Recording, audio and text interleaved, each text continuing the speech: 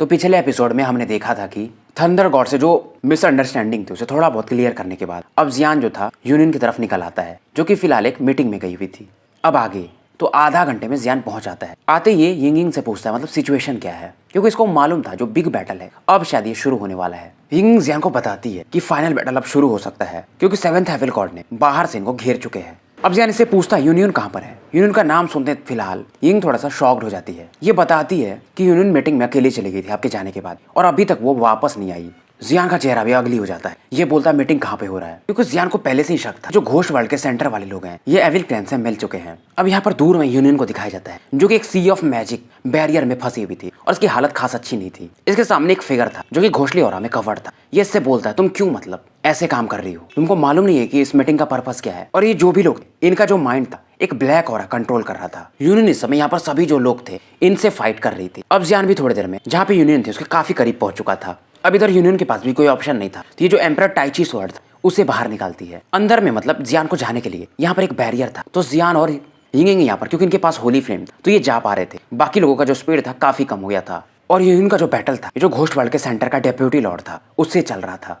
दोनों अपने अपने पावरफुल अटैक यूज करते। ये जो डेप्यूटी चीफ था इसने the hand of ghost and gods use किया था और वहीं यूनियन ने एम्परर टाइची का स्वॉर्ड टेक्निक। अब जब तक इन दोनों का अटैक टकराता बीच में जियान और यिंगिंग आ जाते हैं। पर इस समय यूनियन इनसे कहती है कि इस बंदे का पावर थोड़ा अलग ही है, ये 5th स्टार इनकार्नेशन के पीक पर है और जो भी मतलब इसके टच में आता है उसकी ऑरा अपने आप ही खत्म होने लगती है। और इधर जो बंदे का अटैक आ रहा था जियान तुरंत अपने 7 कलर फ्लेम से इसे डिस्ट्रॉय कर देता है। डेप्यूटी चीफ फिर जियान से कहता है क्योंकि तुम आ ही गए हो तो अब यहीं पर रहो। अभी लोग फाइट करने ही वाले थे तभी घोस्ट वर्ल्ड के सेंटर का जो लॉर्ड था उसकी आवाज आती है और ये लोग यानी डेप्यूटी चीफ वगैरह यहाँ से पीछे हट जाते हैं। पर इसको भी देखकर जियान बिल्कुल भी नहीं घबरा रहा था। और फाइनली ली सोल डोमेन का भी जो बैटल था वो खत्म हो जाता है और इस समय ली सोल टेम्पल के जो चारों टेम्पल्स के मालक थे वो भी समय खड़े थे। और ली सोल टेरिटरी में 10 लोग थे टोटल जो कि रिनकार्नेशन लेवल के पावर या उससे ऊपर थे। इनमें यून की और यान यान भी थी। और इस समय कीफे और थंडर लॉर्ड के सामने एक डेमोनिक एनर्जी एविल एनर्जी इन्हें दिखने लगती है थंडर क्लाउड के ऊपर में। कीफे भी इस समय अपने सिल्वर आर्मर में कवर्ड थी। और इस समय यहाँ 10 यामाज में से एक ओल्ड मैन प्रकट होते हैं। इनका नाम था जायोजी। इनका भी स्ट्रेंथ जो था 5th स्टार इनकार्नेशन के पीक के आसपास था और ये 10 यामाज के गार्जियन थे यानी हेड थे। 5 को तो जियान ने अपने सोल रियल में रखा था, एक यहाँ पर ये थे और बाकी 4 लोग फिलहाल इंजर्ड थे और ये ली सोल टेरिटरी में रिकवर कर रहे थे। और इस समय से आसमान जो ये एविल एनर्जी थी थंडर क्लाउड वाली डार्क क्लाउड वाली इसमें से एक आवाज आता है। ये 7th हेविल गॉड का था कि क्या तुम अब हार मानने को तैयार हो, सरेंडर करने को तैयार हो। और यान ने जहाँ पर एक फॉर्मेशन बनाया था जो कि 6 स्टार इनकार्नेशन का बंदा इसे ब्रेक नहीं कर सकता था। पर जैसे ये 7th हेविल गॉड प्रकट होता है इसके पास कुछ एंशिएंट ऑरा थी और ये तुरंत ही इस फॉर्मेशन को तोड़ देता है। ये देख करके यान भी हैरान हो जाती है और क्योंकि इसमें इसका स्पिरिचुअल पावर लगा हुआ था तो ये काफी वीक भी फील करने लगती है। और इस एविल गॉड की तरफ थंडर लॉर्ड जो थी लीजू एक अलग ही किलिंग इंटेंट के साथ देख रही थी। तब यहाँ पर अचानक एक क्रैक होता है और जियान की आवाज आती है कि मेरे बिना आप लोग कैसे फाइट कर सकते हो एंडलेस फायर डोमेन के बिना। पर ये 7th हेविल गॉड जियान को देखकर भी थंडर लॉर्ड सामने थी फिर भी घबरा नहीं रहा था। और यहाँ पर वो जो डेप्यूटी लॉर्ड था घोस्ट वर्ल्ड सेंटर का ये 7th हेविल गॉड के बाजू में ही था। ये भी जियान को देखकर थोड़ा सा फिर से चिढ़ जाता है और ये इससे कहता है मेरा एग्रीमेंट याद रखना। एविल गॉड भी कहता है हाँ फिलहाल फाइट करते हैं। पर इसमें कीफे जो रहती ये लीजू से कहती आपको इस बैटल में फिलहाल भाग नहीं लेना चाहिए क्योंकि घोस्ट वर्ल्ड सेंटर का जो मास्टर है रियल मास्टर वो अभी तक नहीं आया है। कीफे तुरंत ही कहती है इस 7th हेविल गॉड को हम जियान पर छोड़ देते हैं और आप बस यान और यूनकी को शेल्टर दीजिए और मैं इस हाफ हेविल गॉड से फाइट करूंगी। और इधर जो घोस्ट वर्ल्ड सेंटर का डेप्यूटी मास्टर था उससे यूनियन और यिंगिंग फाइट करने वाली थी। और यान ने फिर से अपना एक फॉर्मेशन बना दिया था ताकि अंदर के लोगों को ये लोग प्रोटेक्ट कर पाए। तो फाइनली घोस्ट वर्ल्ड का ये सबसे बड़ा बैटल था ये शुरू हो चुका था। अब इसमें यिंगिंग और यूनियन जब इस बंदे डेप्यूटी चीफ से फाइट कर रही थी तो यिंगिंग बोलते इस बंदे की जो ऑरा है मुझे थोड़ी वियर्ड लग रही है। और ये जो डेप्यूटी चीफ ये पता नहीं किस पावर के बारे में बात कर रहा था मन ही मन और ये उसे फिलहाल यूज नहीं करना चाहता था। और इस समय डेप्यूटी चीफ के बॉडी से ब्लैक हेलोज बाहर निकल रहे थे और ये यूनियन की तरफ देखकर कहता है लास्ट टाइम तो तुम्हें उसने बचा लिया पर इस बार नहीं। और ये देखते ही जान गया कि यिंगिंग के बॉडी में 2 होली फ्लेम है और यूनियन के बॉडी में भी एक होली फ्लेम है। हालांकि यिंगिंग का जो स्ट्रेंथ था ये 2 स्टार इनकार्नेशन पर ही थी पर इसके पास 2 होली फ्लेम थे और प्लस फ्लेमिंग मंत्रा तो ये भी कोई कम नहीं थी। ये दोनों लड़कियां अब इसके मजे लेने लगती हैं। तो ये डेप्यूटी चीफ गुस्सा हो जाता है और एक पावरफुल अटैक, ये सोल्जर्स हैव नो सोल, यानी इसके पीछे से ब्लैक ऑरा निकलती है और उसमें कई सारे मानो क्रिएचर्स हों जो कि काफी तेजी से इन दोनों की तरफ बढ़ने लगते हैं। इधर यूनियन अपने टाइची स्वॉर्ड को निकालती है और उसमें जो 2 स्पिरिट्स थे स्वॉर्ड के, इसे ये यूज करने लगती है। और यूनियन इस समय इसके जो स्वॉर्ड स्पिरिट में जो दो स्पिरिट थी, इससे कहती है अगर तुम इन सोल्जर्स को हरा दिए तो मैं तुम्हें ट्रांसफॉर्म होने में मदद कर दूंगी। ये सुनते ही जो दोनों स्पिरिट्स थे काफी तेजी से इन सोल्जर्स की तरफ बढ़ने लगते हैं। दोनों का कोलिजन होता है और तुरंत ही ये जो डेप्यूटी चीफ था इस प्रकार के ऑरा से ये सप्रेस होने लगता है, क्योंकि ये जो यिंगिंग थी इसके दोनों स्पिरिट्स थे, शायद एक ड्रैगन था और एक फिनिक्स था। तो ये बंदा भी हैरान था और उसको याद आता है कि इसके मास्टर ने कहा था, यानी लीडर ने, कि इन लोगों से थोड़ा सावधान रहना। अब ये स्माइल करता है, उस दौरान इसकी बॉडी से कई सारे डार्क लाइंस बाहर निकलने लगते हैं और उसकी बॉडी से एक ब्लैक लाइट निकलती जो कि एक स्क्रॉल ऑफ फाइटिंग स्किल होगा। और तुरंत ही जो दोनों स्पिरिट्स थी ये भी सप्रेस होने लगती हैं और इस प्रकार के इफेक्ट से चाहे वो यिंगिंग हो या यूनियन, मानो इनका जो सोल मतलब ये ट्रॉमा में जाने लगता है। और इसका मेन कारण था ये जो स्क्रॉल, ये 8th एविल वेपन था घोस्ट वर्ल्ड का। इसे यिन एंड यांग स्क्रॉल भी कहा जाता है, क्योंकि ये जो 8th एविल गॉड टूल था इसे मोबिलाइज करने में इस डेप्यूटी चीफ का भी अच्छा खासा एनर्जी लग रहा था। और इस समय इस डेप्यूटी चीफ की बॉडी में थोड़े चेंजेस आ रहे थे, उसे यिंगिंग देख सकती थी और ये तुरंत ही कहती है मैं अपने दोनों होली फ्लेम के फ्यूजन इसे रजिस्ट करती हूँ, तब तक आप इस पर अटैक कर देना। यूनियन भी स्माइल करती और यूनियन भी इस समय अपने होली फ्लेम का जो पावर था यिंगिंग को पकड़ा देती है। ये देखकर के यिंगिंग भी थोड़ा हैरान हो जाती है कि मतलब यूनियन इस पर कितना ट्रस्ट करती है। अब इस समय यिंगिंग के पास भी 3 होली फ्लेम था और यूनियन भी अपने टाइची स्वॉर्ड को और भी ज्यादा एनर्जी से कंडेंस करने लगती है, पर इसके लिए इसको थोड़ा टाइम चाहिए। तो ये यिंगिंग करने वाली थी। अब ये जो बंदा था डेप्यूटी चीफ अपना एविल वेपन वाला अटैक यिंगिंग की तरफ लॉन्च कर देता है। यिंगिंग भी तुरंत ही burning judgement holy flame use करती है और तुरंत इसके बॉडी से इसका अज्योर फ्लेम, अकेसिया यानी पिंक फ्लेम और ये प्योर व्हाइट फ्लेम यानी कि फ्लावर फ्लेम, ये तीनों इसके बॉडी से निकलने लगते हैं। इस दौरान इसका फ्लेमिंग मंत्रा भी एक्टिवेट हो जाता है और ये तीनों फ्लेमिंग मंत्रा के कारण इसके बॉडी में मर्ज होने लगते हैं। और थोड़ा बहुत इस समय यिंगिंग को भी पेन हो रहा था, क्योंकि इसकी बॉडी में ट्रांसफॉर्मेशन शुरू हो गए थे। और तुरंत ही यिंगिंग के सामने एक प्योर व्हाइट कलर का इथेरियल बर्ड प्रकट होता है जो कि कई मीटर लंबा होगा और इसकी बॉडी में तीनों फ्लेम्स को देखा जा सकता था। पावर इसका काफी डिस्ट्रक्टिव था और इसका ये जो अटैक था एविल टूल का, ये तुरंत ही जो इथेरियल बर्ड बीच में ही ब्लॉक कर देती है। ये देख करके डेप्यूटी चीफ भी हैरान था और इस अटैक के कारण जो भी यहाँ पर एनर्जी थी एविल, ये पूरी तरह से डिस्ट्रॉय हो जाता है और इस डेप्यूटी चीफ की पूरी बॉडी इस समय दिखने लगती है, मानो इसकी बॉडी सड़ी जैसी हो। और आसमान में यूनियन खड़ी थी और इसका जो स्वॉर्ड था उसमें से प्योर व्हाइट फ्लेम्स निकल रहे। ये एक डिवाइन स्वॉर्ड था और धीरे धीरे इसकी एनर्जी को ये प्योरीफाई कर रहे हो और इस डिवाइन वेपन का अटैक काफी तेजी से इस डेप्यूटी चीफ की तरफ बढ़ने लगता है। ये भी अब काफी ज्यादा घबरा जाता है। ये जो अटैक था शायद 5th स्टार इनकार्नेशन से भी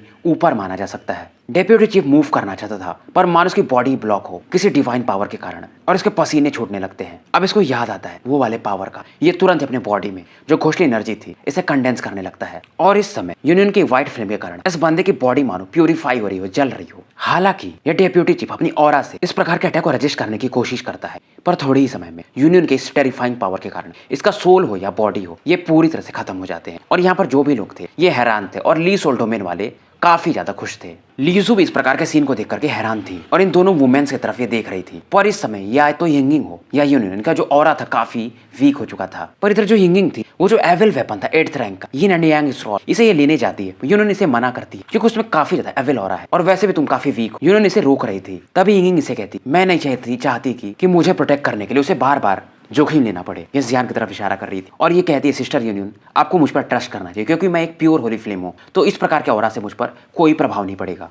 मू यिंगिंग तुरंत ही ये जो यिन एंड यांग स्क्रॉल था इसे ले लेती है और अपने ऑरा से इसे सप्रेस करने लगती है और फिलहाल यूनियन इसे संभाल रही थी और ये दोनों फिलहाल क्रॉस लेग्ड बैठ जाते और जियान ने जो कुछ पिल रिफाइन किए थे रिकवरी वाले इसे खा करके खुद को रिकवर करने लगती हैं। लीजू इनसे पूछती तुम कौन हो? ये बोलते हम दोनों जियान की वाइफ्स हैं। ये सुनकर ये और ज्यादा सरप्राइज हो जाती है। तभी एक बंदा आता है और लीजू को बताता है बाहर से भी कुछ लोग इस एरिया को तोड़ने की कोशिश कर रहे हैं और शायद ये घोस्ट वर्ल्ड सेंटर के 10 लॉर्ड में से एक हैं और ये लोग भी एविल ऑरास के द्वारा कंट्रोल किए गए हैं। लीजू तुरंत ही कहती जो वाटर एट्रीब्यूट वाले हैं वो बाहर जाएं और इन्हें रोके अपने डिफेंस टेक्निक से। और ये लोग फिलहाल जो बाहर के लोग थे उन्हें सप्रेस कर देते हैं और अंदर का बैटल फिलहाल अभी भी पीक पर चल रहा था। हालांकि यान यूनकी और ये 100 लोग अपने टेक्निक से इस फॉर्मेशन को बचाए हुए थे, पर ये फॉर्मेशन धीरे धीरे वीक हो रहा था और कभी भी टूट सकता था। पर फिर भी ये लोग काफी वीक हो चुके थे पर अपने घर को बचाने के लिए लगातार फाइट कर रहे थे। इधर जो कीफे थे ये हाफ एविल गॉड से फाइट कर रही थी कीफे के पास, क्योंकि जो अम्ब्रेला वाला डिवाइन वेपन था, तो ये आराम से इस बंदे को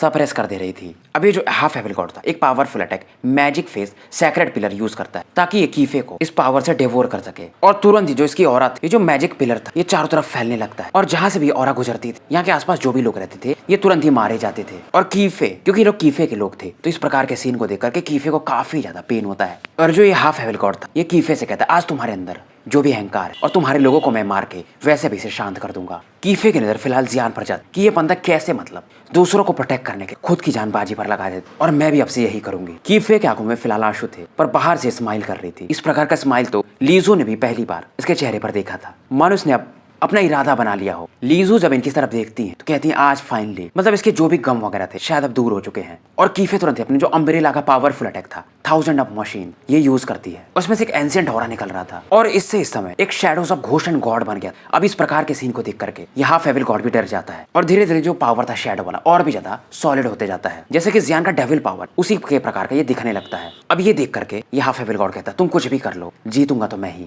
ये डर तो रहा था, फिर भी ये इसे दिखाना नहीं चाहता था। और इस समय इसका ये जो डेविल मैजिक अल्टर था, ये और भी ज्यादा शार्प होने लगता है और काफी तेजी से कीफे की तरफ बढ़ने लगता है। इसका जो एम था कीफे के हार्ट पर था। ऐसे देख करके कीफे स्माइल करती है। दोनों के अटैक एक दूसरे से टकराते हैं, यानी एविल शैडोज के पास जो छाता था और इस बंदे का ये एविल अटैक। और इस समय जो हाफ एविल गॉड था, ये फील करता है मानो एक टेरिफाइंग पावर इसे सप्रेस करने लगा हो, और इसके बॉडी पर जो भी इसका कंट्रोल था ये लूज करने लगता है। और इसके बॉडी में जो भी एविल फोर्सेस है एक के बाद एक करके गायब होना शुरू हो गए हैं। और इसका ये जो मैजिक पिलर अटैक था ये भी अब कोलैप्स करने लगता है। अभी जो शैडो पावर था पूरी तरह से इस मैजिक पिलर को कोलैप्स कर देता है, और जो हाफ एविल गॉड था इस पर भी एक अटैक करता है। और तुरंत ही मानो इस बंदे की जो औरत हाफ एविल गॉड की धीरे धीरे अब खत्म होने लगती है। और क्योंकि ऊपर में इस समय जो एनर्जी काफी ज्यादा इंटेंस थी, तो बाहर के लोग देख नहीं पा रहे थे कि बैटल के बीच में हुआ क्या। इस समय ली सोल टेरिटरी के ही लोग, इनका चेहरा काफी ज्यादा अगली था कि अगर इनकी मास्टर कीफे मर गई तो फिर तो बात ही नहीं बची कुछ। और इस समय ऊपर से कोई बंदा नीचे गिरते हुए आ रहा था। यूनियन इसे देखती है, इस बंदे के बॉडी में मानो कोई औरा ही नहीं हो, ये खाली इंसान के जैसा लग रहा था। फाइनली ये बंदा हाफ एविल गॉड निकलता है, मतलब कि ये मर चुका था। यिंगिंग वगैरह जो भी थे ये सरप्राइज थे। लीजू भी फिलहाल स्माइल करती है और इनके अंदर भी अपने डिसाइपल को लेकर के एक अलग ही प्राइड था, पर फिर भी ये थोड़ा चिंतित थी। आसमान की तरफ ये देखती हैं। अब इधर जो कीफे थी वो जियान की तरफ जाने लगती है, क्योंकि सेवेंथ एविल गॉड काफी पावरफुल। अचानक से इसके बगल में यूनियन और यिंगिंग भी प्रकट हो जाती हैं। पर इस समय सभी लोग आश्चर्यचकित थे कि वो जो डेप्यूटी घोष वर्ल्ड सेंटर का मालक था और ये हाफ एविल गॉड मर चुका है, फिर भी ये लोग पीछे हटने को तैयार नहीं है। मतलब ये लोग शायद फुली प्रिपेयर्ड आए हुए हैं। और इस समय जब ये तीनों लड़कियां जियान की तरफ बढ़ती हैं तो ये देख के हैरान हो जाती हैं कि मतलब मूफेंग हो या कोई भी, ये इस समय उस एविल औराज के कंट्रोल में थे। तभी जियान इनसे कहता है टेंशन मत लो, वो सब ठीक है, मतलब हो जाएंगे। इधर जियान भी लगातार इस बंदे से फाइट करके यानी सेवेंथ एविल गॉड से थोड़ा वीक फील कर रहा था। हालांकि इस बैटल में जियान ही ज्यादा अटैक अग्रेसिव था, पर जियान इस बैटल के समय पाता है ये जो सेवेंथ एविल गॉड है कुछ तो गड़बड़ है दया इसके साथ। और जियान के बॉडी पर जो इसके ड्रैगन स्केल्स थे ये भी थोड़े बहुत क्रैक हो गए थे। पर एक बात और थी, जियान कितने भी अटैक यूज किया था ये सेवेंथ एविल गॉड इसके अटैक को ब्लॉक कर दे रहा था। और ये हैरान था काफी कि इसके जो होली फ्लेम्स हैं वो भी इस बंदे का कुछ नहीं कर पा रहे हैं, और शायद ये किसी का वेट कर रहा है। अब इस समय सेवेंथ एविल गॉड फिर से जियान की तरफ देखता है और कहता है तुम्हें क्या लग रहा है, मैं ऐसे ही आया हूँ बिना तैयारी के। अब जियान को इतना तो समझ में आ ही गया था कि जितने लोगों से ये मिला है ये सेवेंथ एविल गॉड काफी शातिर बंदा है। और ये जियान को बताता है तुम्हारे बॉडी में जो भी औराज है उनके बारे में मुझे पता है, तुम मुझे उनका कार्ड भी पता है। और ये कहता है क्योंकि तुम हमें बार बार रोकने आ ही जाते हो तो इस बार तुम्हें यहीं पर दफना दिया जाएगा। और ये बंदा एक पावरफुल अटैक यूज करता है। तुरंत यहाँ पर जो भी औराज थी मानो इन्हें एब्जॉर्ब करके एक अटैक जियान की तरफ भेजने लगता है। जियान जो कि इस समय जख्मों से लथपथ था ये भी समझ नहीं पा रहा था, और मानो इस समय पूरे स्पेस को ही ये सेवेंथ एविल गॉड कंट्रोल कर रहा हो, और मानो एक सेपरेट स्पेस में ये जियान को सप्रेस करने लगा हो। जियान इस प्रकार के फीलिंग को जानता था, इस प्रकार के टेक्निक को होली सी वाले यूज करते थे, वो डिवाइन पनिशमेंट टाइप। और मानो जियान के बॉडी में इसकी जो औराज थी पूरी तरह से शांत हो जाती हैं, पर फिर भी जियान काम था। अब जियान भी हैरान था क्या ये सेवेंथ एविल गॉड, क्या ये भी एक एंजल था, क्योंकि जो पावर अभी यूज कर रहा था डिवाइन पनिशमेंट टाइप ये एंजल से यूज करते या होली सी वाले। अब क्योंकि यहाँ पर एंजेलिक पावर दिखता है तो जियान के बॉडी में जो डेविल्स पावर था ये अपने आप ही एक्टिवेट होने लगता है। अब जियान भी सोचता है आज डेविल पावर के आगे ये सेवेंथ एविल गॉड से फाइट करेगा, और इससे इसको पता भी चल जाएगा डेविल पावर कितना ज्यादा स्ट्रॉन्ग है।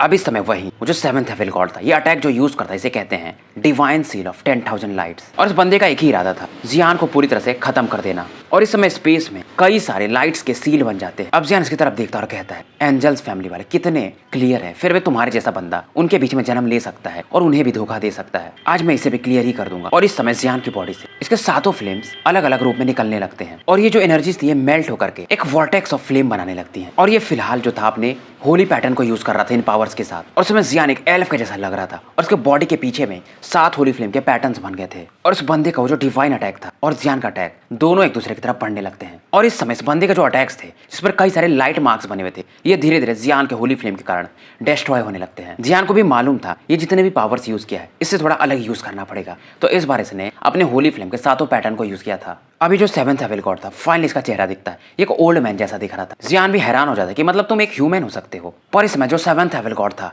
इसके फोरहेड पर एक लाइट मार्क बना हुआ था। इसे देखकर जियान भी दंग हो जाता है। अब ये बंदा बताता है कि मैं होली सी का एक पर्टिकुलर एरिया का लॉर्ड था, पर एंजल्स वाले काफी बायस्ड हैं। शुरुआत में एक ट्रैवलिंग एंजल, उसके बाद ये एविल क्लैन से जुड़ गया था। जियान तब इसका नाम जानता था। ये बोलता है तुम्हारा नाम लियू हुई है। ये सुनते ही बंदा कहता है तुम जायो क्लैन वाले, मेरा नाम मत लो, तुम सब मरने के पात्र हो। अब ये बंदा कहता है अगर तुम्हारी उस जायो लिंगसान ने पॉइजन गॉड जुआन है से कुछ प्रॉमिस नहीं किया होता तो मेरे एंसेस्टर मरे ही नहीं होते। ये सब तुम्हारे जायो फैमिली की गलती है और मैं तुम्हें मार दूंगा और मैं तुम्हें एक पपेट बना लूंगा, तुम्हें एक एलियन बना दूंगा। अब ये बंदा जियान को और भी ज्यादा हेट्रेड में कुछ बातें कहता है और उसकी जो ऑरा थी और भी ज्यादा एंगर के साथ भर जाती है। उसके बॉडी में से एक पावर निकलता है जो कि किसी भी बंदे को सोल को सप्रेस कर सकता है और ये भी एंजेलिक पावर ही था। इसके बंदे के सोल पावर को देखकर जियान भी हैरान था। इसका जो सोल पावर ये भी ट्रैवल रियल्म पर ही था। और इस समय इस एविल गॉड की बॉडी से व्हाइट फ्लेम भी निकल रहे थे और ये जो ऑरा था जियान को चारों तरफ से घेरने लगता है। बेसिकली एक एंशिएंट फॉर्मेशन था जो कि लाइट एट्रीब्यूट से बना हुआ था और तुरंत इस जियान के बॉडी में चाहे वो ड्रैगन गॉड ट्रांसफॉर्मेशन या जो कोई फोर्सेस ये फिलहाल शांत हो जाते हैं।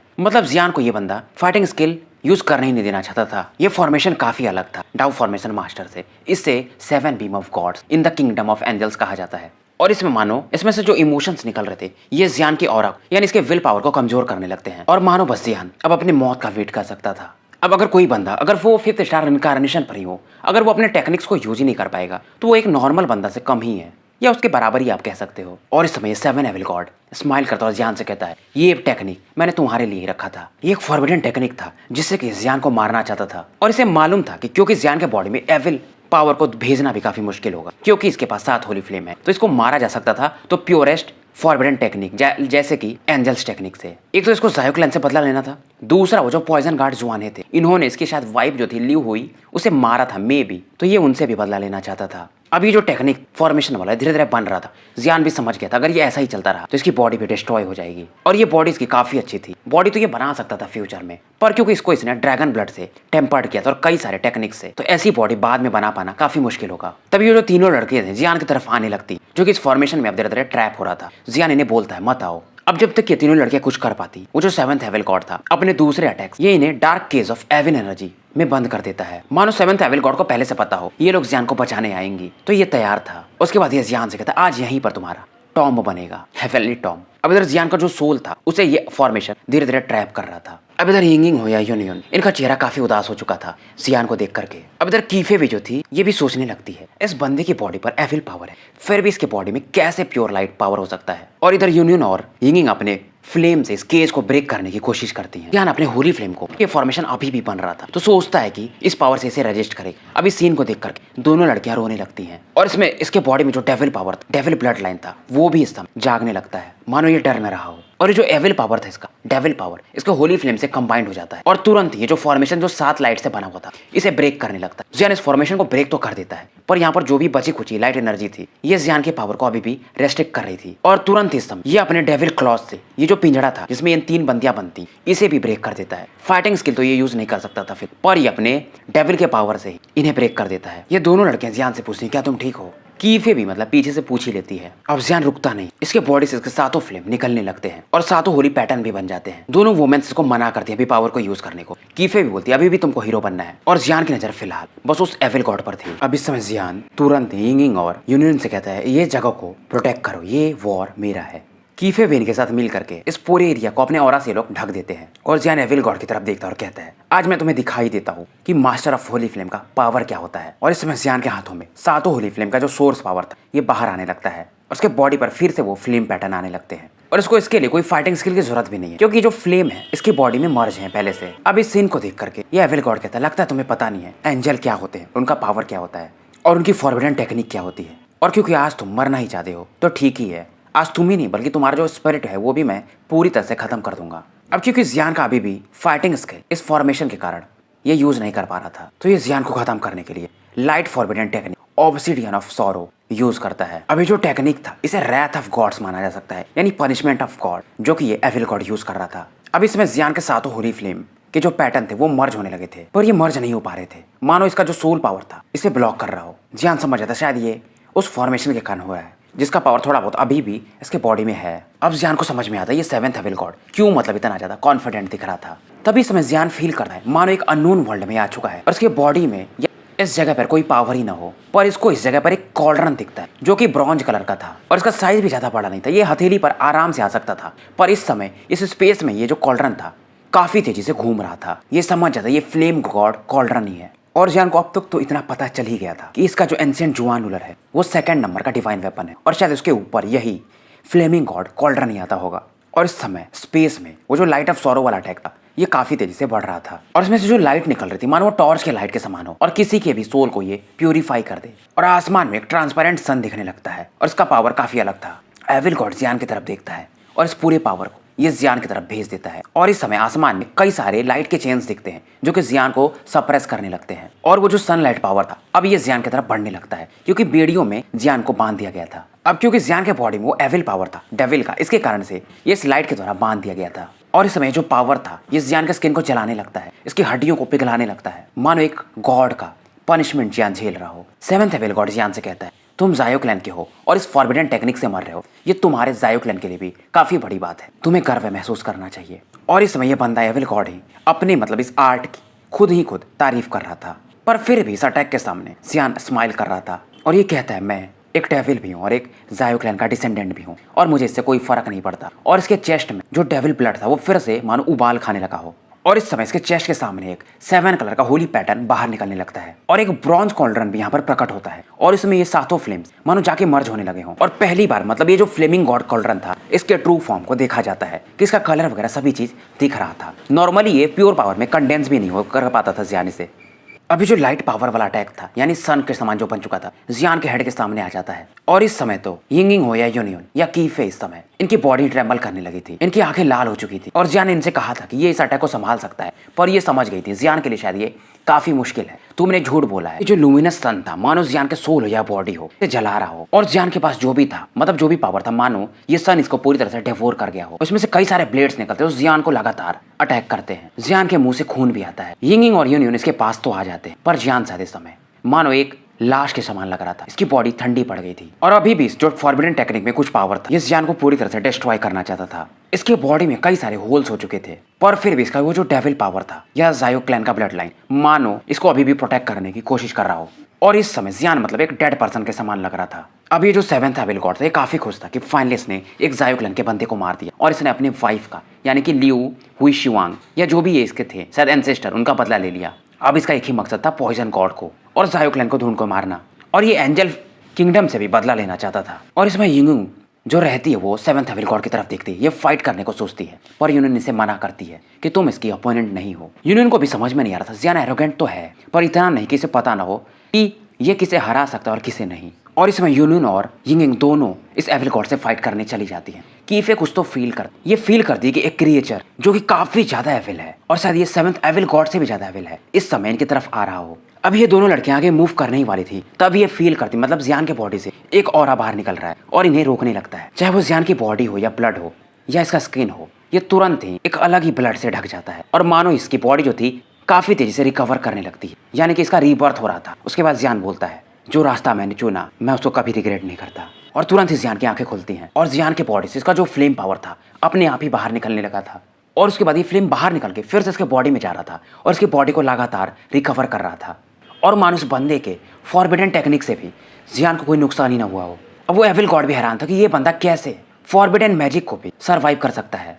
आज तक ऐसा पहली बार शायद हुआ था कि फॉरबिडन लाइट ऑफ टेक्निक्स कोई बंदा मारा नहीं गया था और वैसे भी इस बंदे का स्ट्रेंथ भी 6 स्टार इनकार्नेशन पर था, ये जियान से स्ट्रॉन्गर था। तो मतलब ऐसे केसेस तो आज तक थे ही नहीं। अब जियान भी फिलहाल स्माइल कर रहा था और इसका कारण यही था, इसके पास जो डेविल पावर था और इमोर्टैलिटी, उसकी वजह से ये बच गया था। अब जियान इन दोनों लड़कियों को सॉरी बोलता है और ये दोनों फिलहाल कीफे के साइड लौट जाती हैं और ये फिर से वो जो एनर्जी बैरियर था उसे मेंटेन करने लगती हैं। अब जियान देखता है ये जो 7th हेविल गॉड था ये यहाँ से भागने लगता है। ये बोलता है कहाँ जा रहे हो, क्योंकि इस समय जो 7th हेविल गॉड था, ये जो फॉरबिडन लाइट टेक्निक थी, इसे यूज करने में इसने अपना अच्छा खासा एनर्जी वेस्ट कर दिया था। अब जियान फाइनली एक बार अपनी आंखें बंद करता है। इसके बॉडी से मानो जो आग की लहरें थे वोल्केनो के समान बाहर निकल रही हूँ और थोड़ी देर में जब ये आंख खोलता है इसके हाथों में एक फ्लेम कॉल्ड्रन था जो कि ब्रॉन्ज कलर का था और ये इस एविल गॉड की तरफ बढ़ने लगता है।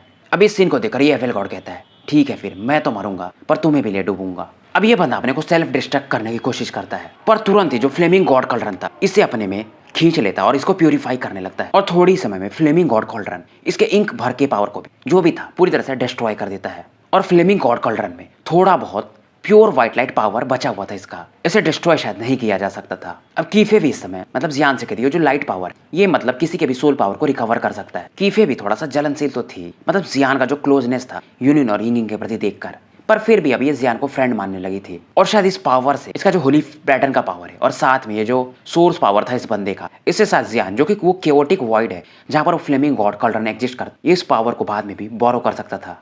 इस फ्लेमिंग गॉड कॉल्ड्रन का एक ही प्रॉब्लम था कि जियान इस प्रकार के पावर को महीने में एक बार ही बुला सकता था। जैसे कि जियान उस स्पेस में चला गया था जहां पर कुछ नहीं था, बस ये फ्लेमिंग गॉड कॉल्ड्रन था। इसे ही केओटिक स्पेस कहा जाता है।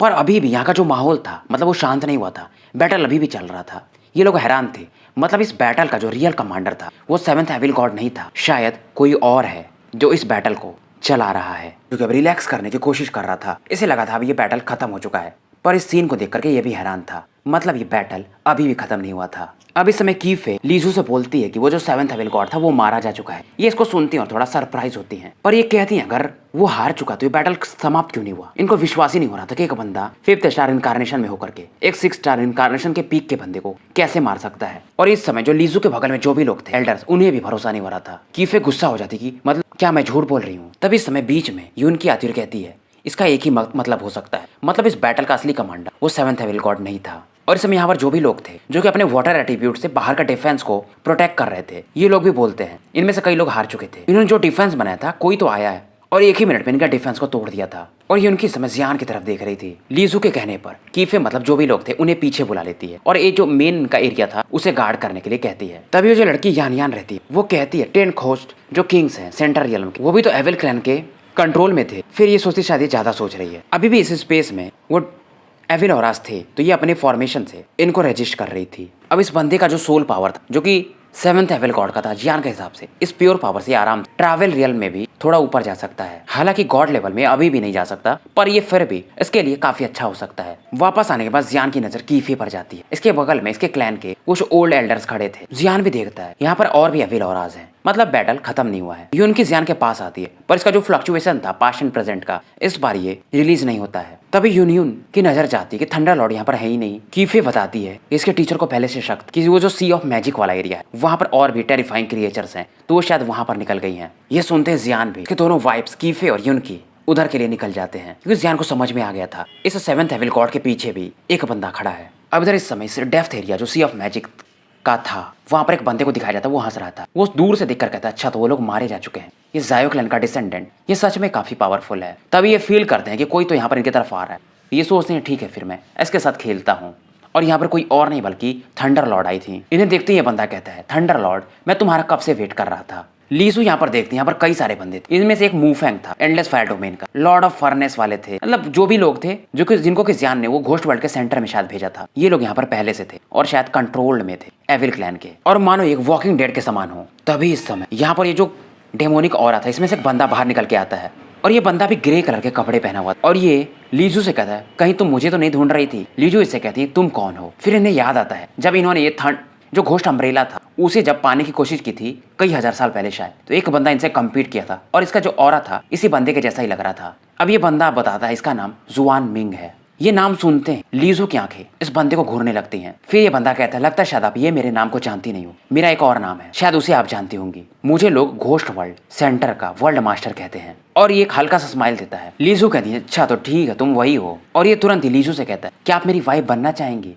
और ये फिर से स्माइल देता है क्योंकि मैं इस घोस्ट वर्ल्ड का पूरा मास्टर हूँ और इसके बाद मैं और भी दूसरे वर्ल्ड का राजा बन सकता हूँ। लीजू कहती तुम्हारी उतनी औकात ही नहीं है, क्योंकि लीजो जिससे प्यार करती थी उस बंदे का नाम जायो टियानमिंग था और वो जायो क्लैन के एक जीनियस थे और उनके सामने जुआनमिंग ये चींटियों के समान होगा। और इसमें जुआनमिंग जो इतने लोगों को कंट्रोल कर रहा था, चाहे वो मूफेंग हो या जो भी, इनके औराज लीजू को चारों तरफ से घेरने लगते हैं और ये जो भी लोग थे, शायद 10-12 लोग थे, इन सभी का औरा 4th स्टार इनकार्नेशन के आसपास था। अभी अपने पावर से, थंडर पावर से इन सभी को अटैक करने लगती हैं, फिर भी इनके अटैक का उन पर मानो कोई प्रभाव ही नहीं पड़ रहा हो, उनको कोई दर्द ही ना हो रहा हो, क्योंकि ये लोग वॉकिंग डेड के समान थे। मैं जो जुआनमिंग था ये स्फीयर क्लाउड्स में डिसअपियर हो जाता है। लीजो को भी समझ में नहीं आ रहा था कि क्या इस एरिया में कोई पावर है सी ऑफ डेमंस में जो इनके पावर को रेस्ट्रिक्ट कर रहा है और इन बंदों का पावर काफी बढ़ कैसे गया है। अब ये बैटल कुछ मिनट तक चलता है और लीजू का हालत कोई खास अच्छा था नहीं। जियान यहाँ पर कुछ दूरी पर आ चुका था, यह आगे आने को सोचता है पर जो लीजू थी फिर से जियान को मना कर देती है। हालांकि खुद ही इस बैटल में लगभग सप्रेस हो चुकी थी, फिर भी अब जियान भी कुछ नहीं कर सकता था,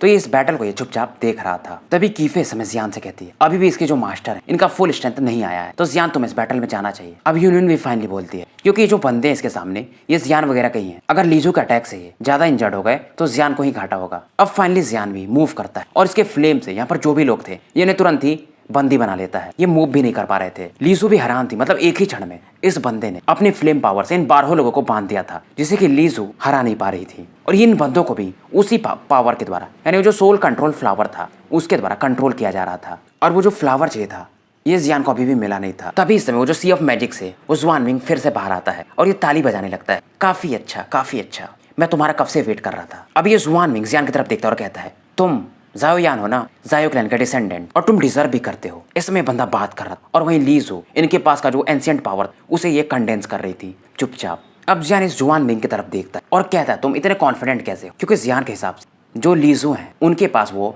थंडर पावर का सैक्रेड ऑरा है, वो आराम से शायद इस बंदे को मार सकती है क्योंकि वो 6th स्टार इनकार्नेशन के पीक पर है। फिर भी ये बंदा इतना काम है, मतलब कुछ तो गड़बड़ है, तो ये इससे डायरेक्टली पूछ ही लेता है। और ये जुआनमिंग कहता है वो उस एविल गॉड के साथ मेरा एक डील था पर वो मारा गया। जियान से कहता है तुम घोस्ट वर्ल्ड के हो फिर भी एविल वर्ल्ड के साथ कोलाइड कर रहे हो, तुम्हें शर्म नहीं आती। ये सुन करके जुआनमिंग स्माइल करता है और तुरंत इस समय आसमान में जो डार्क क्लाउड्स थे उनमें एक हलचल होने लगती है। यूनियन की जो यहाँ पर मौजूद थी इस प्रकार की फ्लक्चुएशंस को देखकर ये हैरान थी। यूनियन के पास जो इसकी वो फ्लावर एल्फ थी वो बाहर आती है और कहती है बंदा, क्योंकि जो फ्लक्चुएशन था ये अंडरवर्ल्ड का था, तो ये हमें साथ में अंडरवर्ल्ड में खींचना चाहता है। इस सीन को देखकर के जियान भी हैरान था और लीजू का तो चेहरा ही उतर चुका था, क्योंकि इस बंदे का जो ऑरा वो 7th एविल गॉड से भी ज्यादा था और ये बंदा इन सभी लोगों को अपना साथी बनाना चाहता था, मतलब जिन लोगों को ये कंट्रोल कर रहा था। और इस समय ये जो आसमान था वहां पर एक ब्लैक वॉर्टेक्स बन जाता है बादलों के बीच में, और जिन लोगों का भी यहाँ पर ऑरा था ये ऑरा उस वॉर्टेक्स में जाने लगता है। और जैसे जैसे मतलब ये वॉर्टेक्स जो था यानी ब्लैक होल ऑरा को एब्जॉर्ब कर रहा था, ये और भी ज्यादा एक्सपैंड होने लगा था। और जहां पर ये वॉर्टेक्स ले जाता था वो रास्ता था अंडरवर्ल्ड का।